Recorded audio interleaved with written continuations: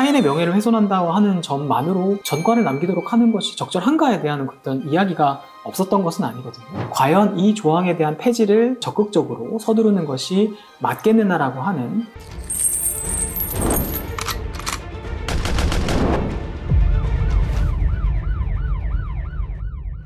안녕하세요. 이효진의 진짜 변호의 이효진 변호사입니다. 사실을 이야기했음에도 불구하고 처벌을 할 수 있다는 사실적시 명예훼손에 대해서 최근 이재명 대통령께서 국무회의에서 폐지를 검토해보라 라고 하는 그런 지시가 있었고 오늘은 이 부분에 대해서 저희들이 한번 말씀을 나눠보려고 합니다.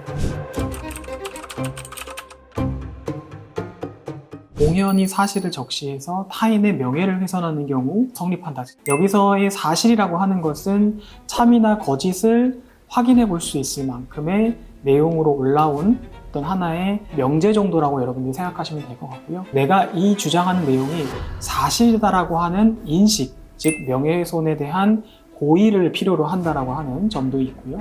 이것을 공연히 적시하였을 때, 즉 공공연하게 주장하였을 때 성립한다라고 하는 점도 있습니다. 여기서 공공연하게라는 것은 결국에는 내가 주장하는 내용들이 불특정 다수인들에게 전파될 수 있는지를 바탕으로 하는 그런 부분도 있습니다. 그래서 공연성 요건이라고 하는 것도 필요하고, 그리고 당연하지만 가장 중요한 것은 내가 이야기한 내용이 과연 타인의 명예를 훼손하는 그런 내용에 해당하는가가 중요한 성립 요건이 될 건데요.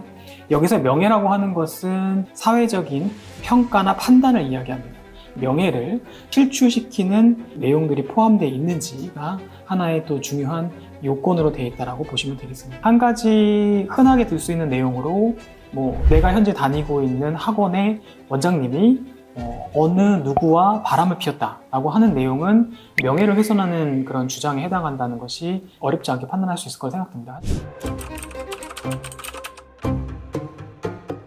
본래부터 이 사실적시 명예훼손에 대해서는 내가 이 이야기하는 내용이 어떻게 보면 사실에 해당한다라고 판단을 받을 수 있음에도 불구하고 이게 과연 타인의 명예를 훼손한다고 하는 점만으로 전과를 남기도록 하는 것이 적절한가에 대한 어떤 이야기가 없었던 것은 아니거든요.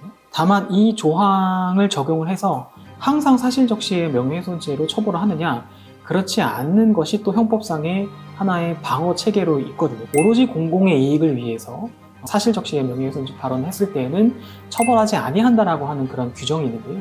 결과적으로 사실적시한 명예훼손죄를 무분별하게 처벌하지 않도록 하는 하나의 어떤 방어 장치라고 또 생각을 하시면 되겠습니다. 이런 방어 규정이 있는 상황이라고 한다면 과연 이 조항을 폐지시켜서 사문화시키는 게 맞겠는가라고 하는 반대적인 그런 입장도 존재하고 있는 상황이거든요. 그래서 이러한 양측의 어떤 그런 입장들이 서로 대립하면서 폐지에 대한 논의까지 이르게 된 것으로 생각을 하고 있습니다. 사실적시 명예훼손을 포함한 어떤 명예훼손죄에 대한 변호라든지 또는 고소라든지 하는 그러한 내용들로 상담을 하는 경우가 굉장히 많습니다. 그렇기 때문에 수사관님들께서도 이 사실적시 명예훼손이 성립하는지 여부를 판단하실 때 굉장히 꼼꼼하게 판단을 하시고 계십니다.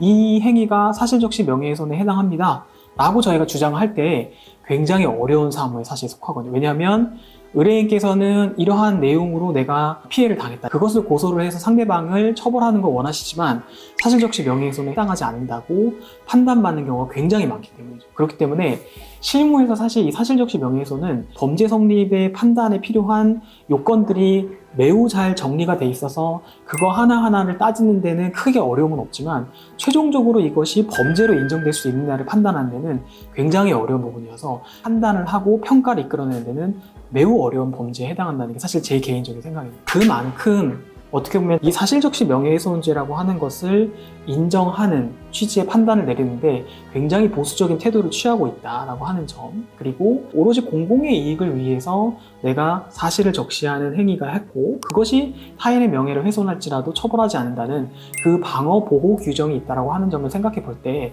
과연 이 조항에 대한 폐지를 적극적으로 서두르는 것이 맞겠느냐라고 하는 그런 입장이 조금 더 무게감이 있지 않을까라는 개인적인 생각이 조심스럽게 들긴 합니다. 이 조항에 대한 폐지를 검토하는 것도 여러 가지의 어떤 그런 충분한 의견을 바탕으로 이루어진 이야기이기 때문에 과연 이 조항이 폐지가 될지 살아남을지는 시간을 두고 지켜봐야 될 것 같습니다. 네, 말씀드린 것처럼 당장 이 조항이 폐지가 되는 것은 아닙니다. 그렇기 때문에 여러분께서도 나도 사실적시 명예훼손 해도 되지 않을까? 이렇게 생각하시면 안 됩니다. 지금까지는 엄연하게 유효한 하나의 오래된 법률 규정이라는 걸 생각하시고요. 다만 이 조항이 폐지될지 여부는 시간이 좀 필요할 것이기 때문에 저희가 천천히 지켜봐야 될 것 같습니다. 오늘 영상은 최근의 어떤 시사 내용을 바탕으로 영상을 찍어봤습니다. 그런 기회를 이용해서 흔히 발생하고 있는 사실적시 명예훼손죄에 대해서 여러분과 말씀을 나눠봤는데요. 오늘 내용이 도움이 되셨다면 구독과 좋아요를 눌러주시고 혹시라도 관련해서 궁금하신 내용이 있으시다면 댓글로 남아주시면 저희가 또 답변을 드리도록 하겠습니다. 감사합니다.